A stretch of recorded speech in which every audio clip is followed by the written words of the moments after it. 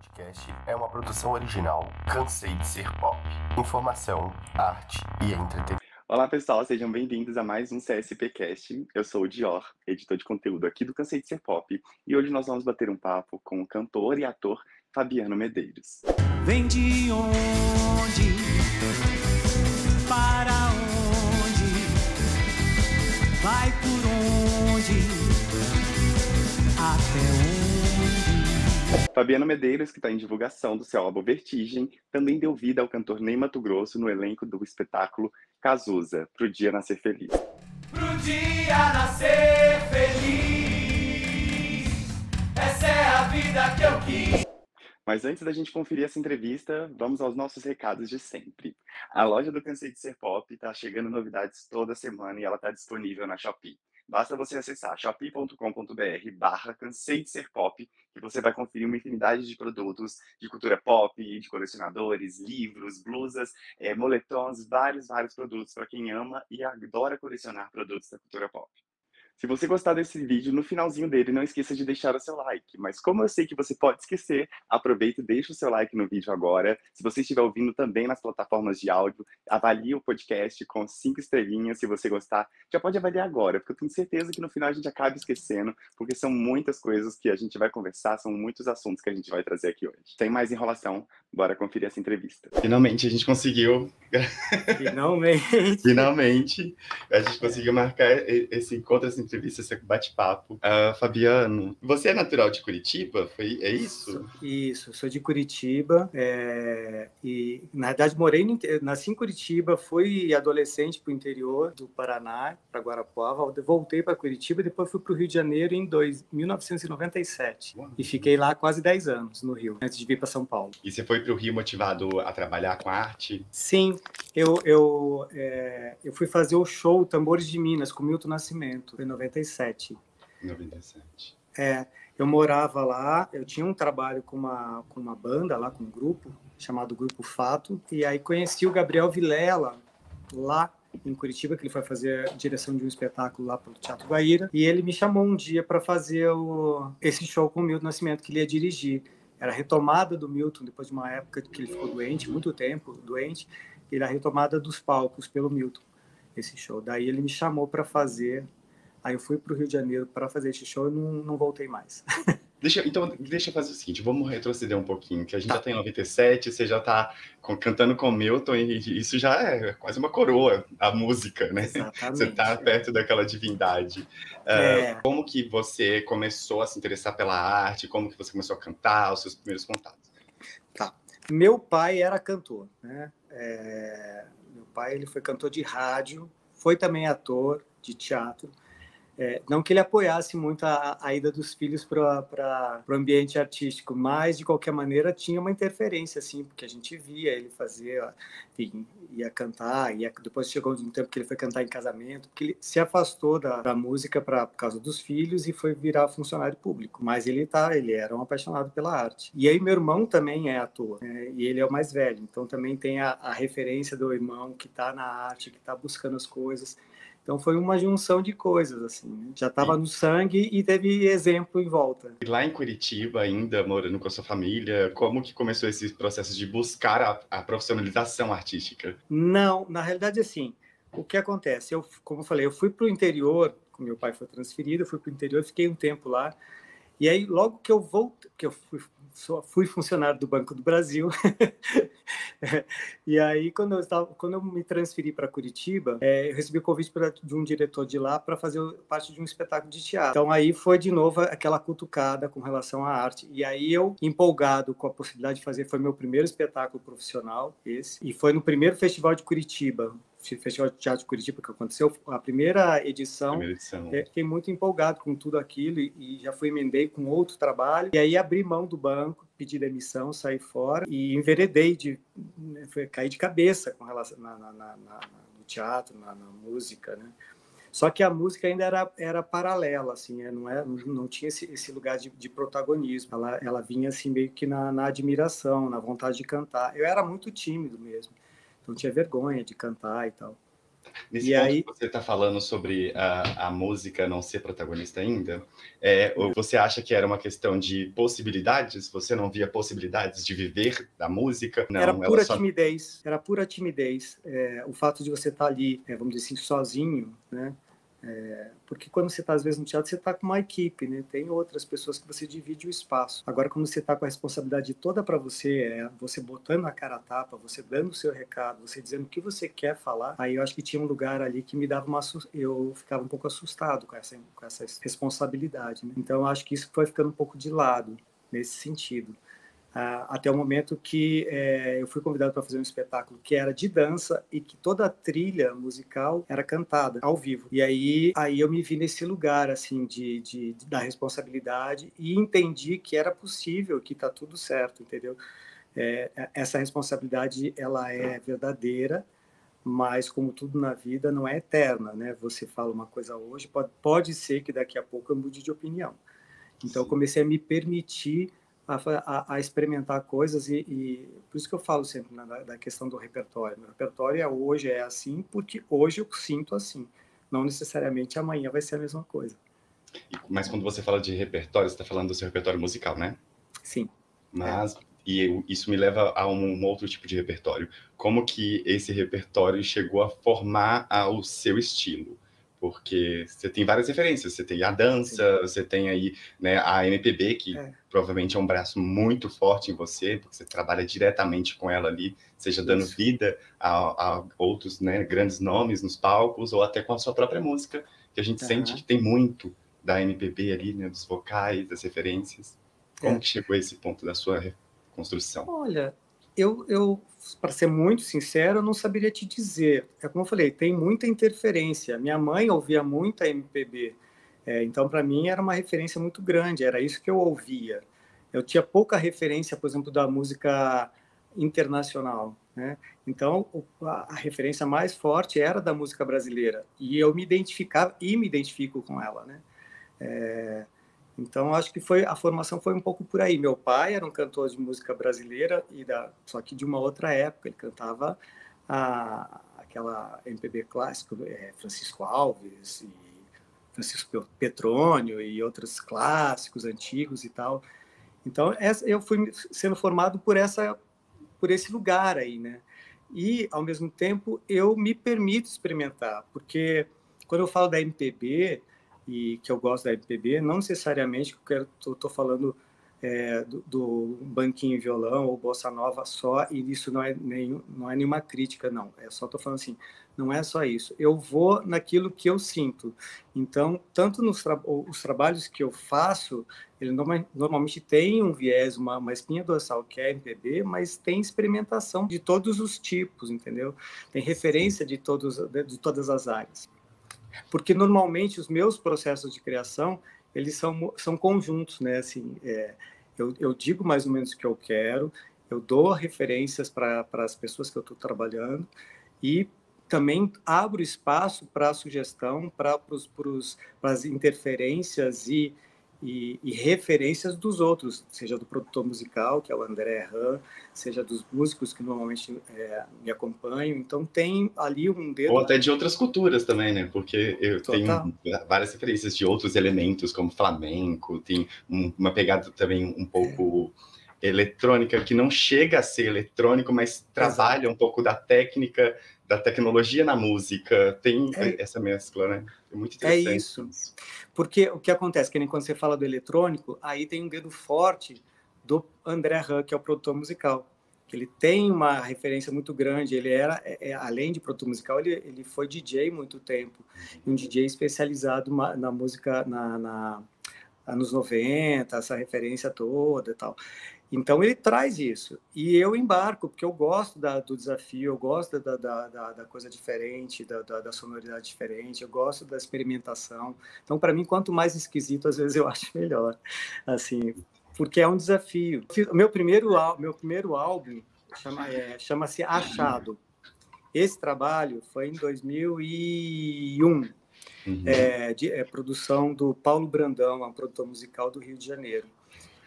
Que foi um projeto que foi via Lei de Incentivo de Curitiba, E então eu tinha uma verba para produzir esse álbum e eu falei, Paulo, olha, tá aqui, a gente tem isso de grana, a gente pode produzir, pode finalmente fazer aquilo que a gente quer. Então foi um álbum muito recheado de informações. Tinha sopros, tinha cordas, é um trabalho lindo. Com muitos compositores paranaenses, muitos compositores não tão consagrados, outros mais consagrados, mas enfim.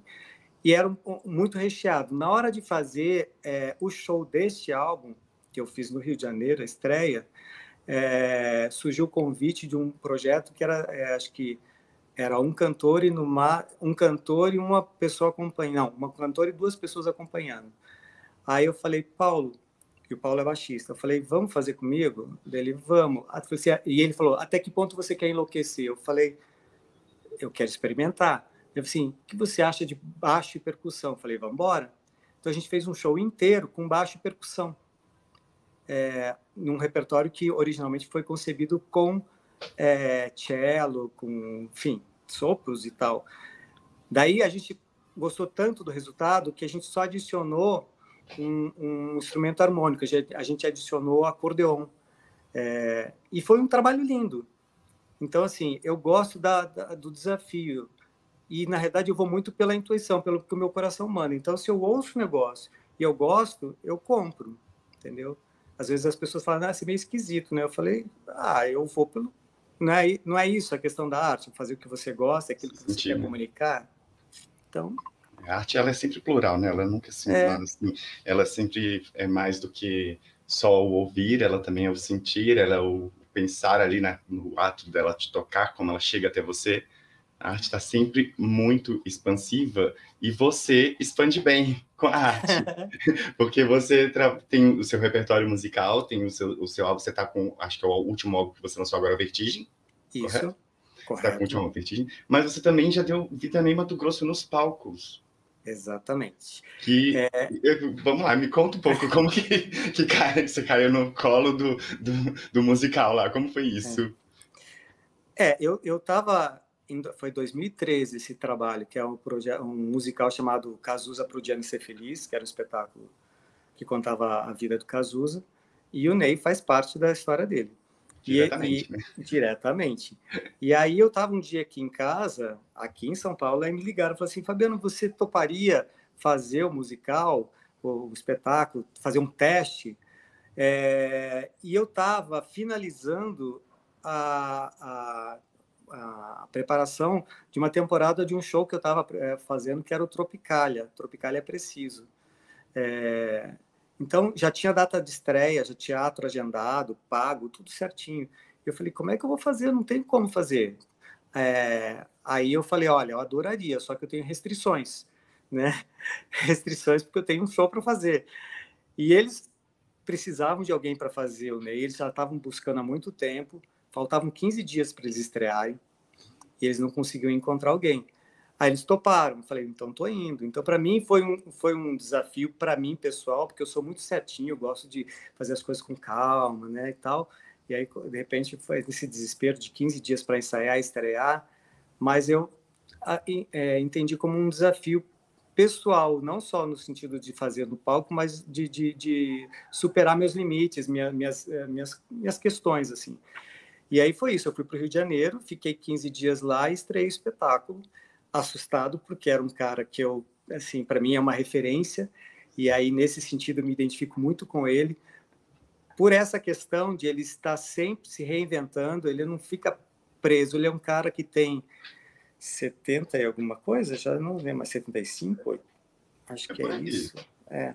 E ele não se coloca nesse lugar do cara da década de não sei de quando. Não, ele está sempre à frente, pesquisando novos compositores, ele não fica nos mesmos, ele está sempre buscando alguma novidade. Ele se coloca no risco o tempo todo, né? Em todos os sentidos, em como ele se apresenta, no repertório que ele escolhe. E, ao mesmo tempo, ele tem um respeito gigantesco por ele mesmo, né? Que ele se preserva, a gente não sabe muito dele. E isso que foi um grande desafio para esse espetáculo representar o Ney, porque eu falei assim, como é que eu vou fazer representar o Ney, interpretar, se a gente não sabe quem é esse cara na real? A gente sabe quem é A o Ney que figura está lá no... pública, né? Que tá no É, palco, com as lantejoulas, com cabelo de cavalo, com a cara é isso. pintada. Mas quem é ali fora, quando a câmera tá desligada? Pois é. E aí eu Nossa. tinha, assim, o Ney do palco e tinha o Ney que dava entrevistas, uma opinião. Mas o Ney que está entre quatro paredes, o que estava numa relação íntima com o Cazuza, né? eu falei, quem é, né? Como é? Então, para mim, foi o grande desafio, porque eu parti para um estudo muito mais de tentar captar ele pelas entrevistas, de como ele falava, do tom que ele dava, da opinião sobre um assunto, para construir esse cara que estava lá. Né? Então, para mim, foi um desafio. E o cara que está aí, né? Vivo, Sim. que assistiu o espetáculo. E que é dificílimo, né? Você interpretar uma pessoa que está viva, que está se vendo ali, porque você não está pesquisando nenhum acervo de fotos só. A pessoa está viva, ela está contando a história dela. Né? Ele pode chegar lá e dizer, olha, não é nada disso. Como está atualizando, a pessoa está atualizando a vida dela. E isso tem até muito louco pensar. Essa coisa tem até uma história interessante, porque da pessoa que está ali pode criticar você e pode dizer que não é nada disso, porque no dia ele foi assistir um ensaio, um dos últimos ensaios. A banda ainda nem estava participando do ensaio, não tinha luz montada nem nada, e a gente estava experimentando o figurino. E aí existia uma cena anterior à apresentação do Ney no espetáculo com o figurino, que era o Ney no quarto do Cazuza conversando com ele. E o diretor ainda não sabia como é que ia ser essa transição do quarto para a cena, para o show. E aí ele falou assim, não, vamos... E o figurino tinha chegado aquele dia. Ele disse, não, usa a calça, usa o figurino do show para eu ver como é que funciona. Depois a gente vê como é que vai ser essa transição ainda. Não sei, você pode fazer assim. Eu falei, beleza. Aí, e tava lá Lucinha, Araújo, tava o Ney, tava o Serginho Maciel, que era o namorado do Cazuza. E aí rola ensaio, eu entrei no quarto Cazuza com aquele figurino, cheio de lantejoula, tal, conversando com ele, aí fiz a cena do show.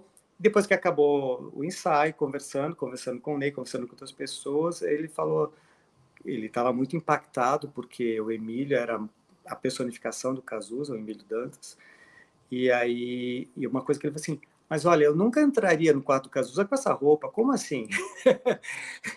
Daí eu falei, não, Ney, não é nada disso, não é nada disso. Isso e é um detalhe que só ele saberia dizer, né? Tipo... Exato. Então, por isso, cuidado de, assim, como é que eu vou apresentar essa pessoa, né? É uma responsabilidade. Mas, para mim, foi um prazer e um desafio, porque é um cara que eu tenho como referência. Pra vida, né? Todo mundo tem um pouco de inspiração no Ney. Deus salve a América do Sul. Deus salve a América do Sul. Esses seus processos de mudança de cidade, como que você acha que isso impactou na sua arte, na sua forma de produzir, de trabalhar com outros artistas e produtores da indústria? Assim, o que acontece?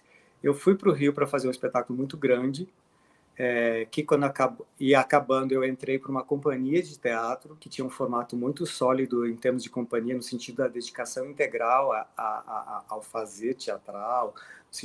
E lá a gente fazia de tudo, desde construção de cenário, produção, carregar caminhão e tudo mais, além de ensaiar e montar o espetáculo. Então era uma coisa muito intensa. Quando eu resolvi vir para São Paulo, é um esquema que é aquela coisa de você se ver sozinho. Então eu estava quase 9 anos, um trabalho de grupo, né, que a gente dividia tudo. Então, quando eu mudei para São Paulo, para mim teve um baque, que estou nessa cidade, que as pessoas não me conhecem e eu tenho que fazer as coisas sozinho. Então, eu tive que me reinventar nesse sentido de entender, colocar o Fabiano produtor muito mais forte, muito mais potente, de descobrir esses caminhos, de me colocar nesse lugar. E aí a música veio com muita força. O que eu fui fazer? Eu fui fazer o meu show, né? Eu não tinha o meu grupo, eu fui fazer o meu show. Então, eu me apropriei muito da minha carreira, das minhas escolhas nesse sentido. Isso foi muito positivo. E sim, é um desafio que produzir sendo independente, é um desafio. A gente está sempre dependendo dos fomentos, dos editais, ou de convencer alguém que você tem um trabalho consistente, que vale a pena ser visto, conquistar um público. É sempre muito desafiador. Quais você acha que são as maiores dificuldades de um artista independente hoje?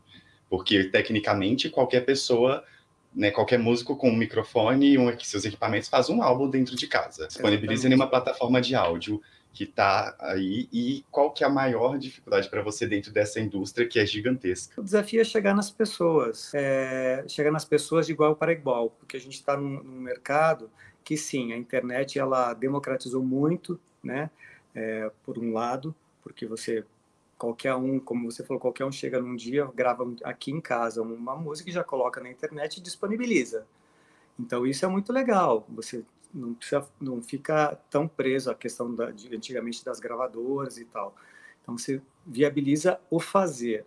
Mas como chegar nas pessoas com tanta oferta? Então, acho que o grande desafio, a grande dificuldade é chegar nas pessoas, fazer com que as pessoas ouçam o seu trabalho. E à medida que o tempo vai passando, e também é tudo muito rápido, né? Então, o que eu faço hoje, amanhã já é passado, porque as pessoas estão produzindo muito, e em grande quantidade. Então, você se manter atualizado, você se manter no foco de alguém, acho que para mim é o grande desafio. Chegar nas pessoas, fazer com que as pessoas parem 3 minutos da sua vida, do seu dia, para ouvir aquela música, né? Esperar que você consiga, com esses 3 minutos, captar alguém para sua rede, né? Alguém que queira seguir e ouvir outras coisas que você está produzindo, que você está querendo dizer. Então, para mim, acho que esse é o grande desafio, é chegar nas pessoas. Acho que exige um talento. A mais do que fazer a música.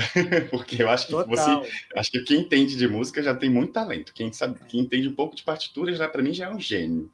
Quem consegue ler aquilo ali já, tipo, uau, que maravilhoso. Quem toca instrumento, lê uma partitura, eu falo, meu Deus, como essa pessoa está entre nós. Porque a música é uma linguagem muito precisa, ao mesmo tempo ela é muito versátil, que com poucas notas você tem bilhões de músicas, ao mesmo tempo que a gente tem essa democratização da oportunidade de todo mundo colocar seu trabalho no ar. A gente tem uma dificuldade grande da indústria, porque, querendo ou não, quem controla ainda as grandes formas de chegar ao público são as grandes gravadoras, porque as playlists estão aí para isso, para manter a seleção das rádios. As rádios, em contrapartida, ficaram mais seletas ainda, porque se hoje um hit ele dura uma semana, né, ele não chega nem aí para uma rádio. E a rádio também não tem interesse em disponibilizar a música daquele artista. Você vê impacto da rádio ainda no mercado fonográfico? Porque se a gente fala dos anos 90, 2000, as rádios eram, tipo, tocou na rádio, seu hit bombou. Sim. Eu acho que a rádio hoje, não dá para negar que ela ainda tem uma interferência, principalmente em algumas regiões do país. Eu acho que os grandes centros, eles perdeu bastante força a rádio, a internet tomou conta, enfim, todas as plataformas aí de música e tal, elas tomaram conta. Mas ela ainda tem, sim, seu poder, não dá para desprezar. O que eu sinto, às vezes, é que o espaço ou a curadoria, vamos dizer assim, ela está cada vez mais confusa no rádio, assim, sabe? Eu concordo quando você diz que a curadoria ainda é um pouco confusa, porque o que determina, na velocidade que nós estamos vivendo hoje, né? O que determina se uma música é capaz ou não de ir para uma rádio? A sensação que eu tenho, entendo, a rádio, como qualquer outro lugar, é um mercado, é um comércio, ela precisa vender, né? E para isso ela precisa de um público, e elas têm medo, eu acho, de lançar coisas novas que elas não sabem se pode ou não ser sucesso, ou acontecer, como eles falam, né? Então eles ficam na mesma, porque já tem a garantia. São poucas as rádios que têm coragem de lançar e de bancar, né, nesse sentido, a escolha de algo novo. Normalmente é o que vem, é o que já está. Não tem nada novo. Eu sinto muita falta nas rádios. Eu não sei se é porque eu gosto muito de rádio ainda. Eu sinto muita falta daquele programa, que sempre tinha um programa na grade, talvez sempre num horário péssimo, claro, mas que tocava alguns artistas novos, novidade, tipo assim, que todo mundo já sabia, olha, nesse horário aqui, você só vai escutar artista que você nunca ouviu. Então, eu sinto muita falta disso, até porque todo horário da rádio virou nobre, né? Porque a audiência despencou, se a gente for comparar nos últimos 20 anos, o que mudou de rádio. É um processo muito louco. Mas hoje a gente consegue romper isso com a internet, e eu vejo que vocês artistas independentes, alcançam muitas pessoas, né? Que fogem dessa bolha das grandes capitais ou dos pequenos locais que escutam artistas independentes. Como que você lida para gerenciar essa questão da sua música? Chegar ao público, produzir a sua música, organizar a sua comunicação com as pessoas, o projeto de divulgação. Como que é esse processo para você? É mais tranquilo? Você tem já um roteiro para fazer esse lançamento? Porque não é assim, já não é o seu primeiro, né? São vários. Você já fez isso várias vezes. Eu não me arrisco, não sou sozinho, né? Nesse sentido, eu tenho parceiros assim que me ajudam. Então essa questão toda, por exemplo, de gerenciamento da questão, esses traçados de planejamento, para onde ir, como chegar, eu sou meio ignorante, né, no sentido, né, da análise. Então, por exemplo, o André, que é o produtor musical, o André Han, ele faz estudo de qual é o público, onde é que está, qual é a faixa etária, onde é que está, onde é que não está, como a gente precisa direcionar, para onde a gente encaminha a música. Então, eu fico meio a gente faz uma dupla. Eu fico mais com a questão da escolha artística, do repertório, de tudo. Fico com a questão da viabilização de editais e fomentos e outras questões. E ele fica com essa questão tanto da produção musical como do entendimento das ferramentas mesmo, como se utilizar da melhor forma das ferramentas da internet para chegar nas pessoas, como administrar isso. E tem sido muito, muito positivo o resultado, ele tem conseguido bons resultados. Assim. Mas aquilo que a gente fala dos talentos, né? Eu realmente não tenho muito esse talento, não. Talvez é bom a gente também ter o talento de delegar, né? Saber onde... Tipo, olha, meu talento nessa área é delegar. É um pouco disso também. É um pouco isso. Nos seus processos de composições, Fabiano, você trabalha assim, um português que não é um português comum que você não escuta no dia a dia, né? A sua música, além do vocabulário ser um pouco bem mais curto do que a gente escuta em outros estilos do mainstream atual, a gente vê que tem um trabalho musical muito maior por trás. E maior que eu digo, até de ser um pouco mais complicado de fazer, porque tem muitas nuances, né? Você ordenar. E eu digo isso na parte técnica, né? Você está na edição da sua música, na finalização, remasterização da faixa, você tem que ordenar aquilo, filtrar tudo isso. Como que é o seu processo de criação da sua música? É assim, eu não componho, né? Eu tenho compositores, parceiros que me mandam suas composições. Na realidade, o que eu faço é a escolha daquilo como bate em mim. Então, o que não deixa de ser um talento, né? Você ainda tinha esse talento e olha o nome de quem estamos citando. E essa escolha vem muito a partir da minha referência também do teatro, que eu sempre falo, até acabei de fazer um vídeo aqui pelo PROAC, falando um pouco sobre essa questão do intérprete, né? Que às vezes as pessoas têm uma questão do intérprete, se perdeu essa função do intérprete com o tempo, né? Não existe mais o intérprete, existe o compositor que canta a sua própria música. O intérprete, ele ganhou um outro lugar mais esquisito, que as pessoas não entendem muito. E aí eu falei no vídeo sobre isso, que a interpretação primeiro vai da sua escolha, da escolha do repertório que você quer fazer, seja de uma música inédita ou de uma música já gravada, e a maneira como você quer contar aquela história. Como ela bate em mim, como é que eu vou te contar essa história, a mesma história. Eu até cito o exemplo do Espumas ao Vento que eu gravei, que o Fagner já gravou do jeito dele. A Elza Soares gravou do jeito dela, como ela sentia, e que é rasgado, e que é doído. E eu gravei do meu jeito, como batia em mim, que é diferente também. Eu acho que a questão da interpretação tem esse lugar, e eu brigo por isso, assim, que precisa ser respeitado esse lugar. E tudo isso para falar assim, com a referência que eu tenho do teatro, a palavra tem uma força muito grande. Eu não consigo simplesmente ouvir uma música e sair cantando. Eu preciso que essa música bata em mim e que eu tenha vontade de falar aquilo. Por isso que eu disse lá no começo, né, que a gente pode mudar de opinião, que hoje eu penso de um jeito, amanhã eu posso pensar diferente. Então, o repertório, por exemplo, do primeiro álbum, O Achado, ele tinha a ver com aquele meu momento lá atrás. Hoje eu já não sei se eu escolheria o mesmo repertório, porque eu já estou num outro momento de vida, né? Também é uma característica do intérprete ou do cantor, compositor, músico, você criar eras, você está cantando aquilo que você está vivendo naquele período, né? Seu álbum, seu projeto, contando uma história. As pessoas também acho que perderam muito disso, de perceber como que os álbuns, eles contam uma história, né? Tipo, a música, o conceito do EP, o conceito do single, dominou tanto o mercado da música nesse recorte de tempo, que a gente esqueceu um pouquinho que um álbum, ele tem uma história. Eu acho que a escolha do repertório é um pouco disso, é um reflexo de um momento. Então, o Vertigem tem uma pegada, por exemplo, um pouco mais rock and roll, embora ela tenha lá a essênciazinha, o Vertigem, que eu digo o álbum. O álbum. Embora ela tenha lá as minhas origens, que é uma coisa mais não vou dizer, eu não gosto de falar romântica, mas enfim. Mais intimista. Mais intimista e tal. Ela tá lá, entendeu? Tá lá. E a gente já tá, por exemplo, já estou trabalhando em um outro álbum, que eu não sei exatamente quando vai sair, acho que segundo semestre. Que aí essa questão mais intimista está começando a ganhar mais força de novo. Né? Eu ainda não tenho essa definição de por onde ela vai, mas ela está vindo, porque é o que está vindo agora. Então, acho que é muito reflexo. O Vertigem vinha de uma época da pandemia e estava tudo muito confuso, todas as emoções, os questionamentos políticos e outras coisas. Então, acho que não tem como, né? Eu acho que o intérprete ou o artista, ele é reflexo do seu momento, as suas vivências, né?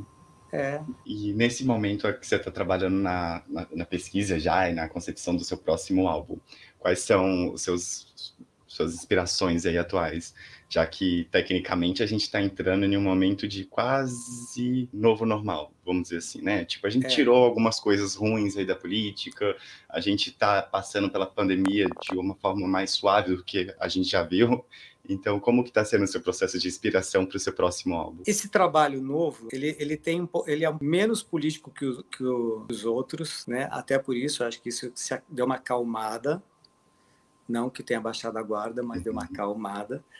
E então esse trabalho, por exemplo, ele tem um quê das minhas origens, que é uma coisa mais recolhida. Ele tem eu não, volto a falar, não gosto de falar que é romântico, porque esse romântico ele é meio banalizado por uma coisa mais romântico no sentido de falar de relações. Então as composições que a gente tem trabalhado, elas falam muito sobre relações de uma forma linda, uma forma poética, extremamente poética. A gente está em parceria com um compositor chamado Oswaldo Tomás, que me mandou uma série de músicas, e aí para eu ouvir, para escolher, e eu não conseguia escolher porque todas eram lindas, né? Então a gente está trabalhando todas as músicas, aí não sabe o resultado final e quais entrarão, ou se entrarão todas. E também trabalhando com o Carlos Careca, que é um compositor aqui de São Paulo, quer dizer, é de Curitiba, mora em São Paulo há 200 anos, já pode-se dizer que é um paulista, e que compõe também de uma forma linda e que sai fora da curva, entendeu? Não é uma composição...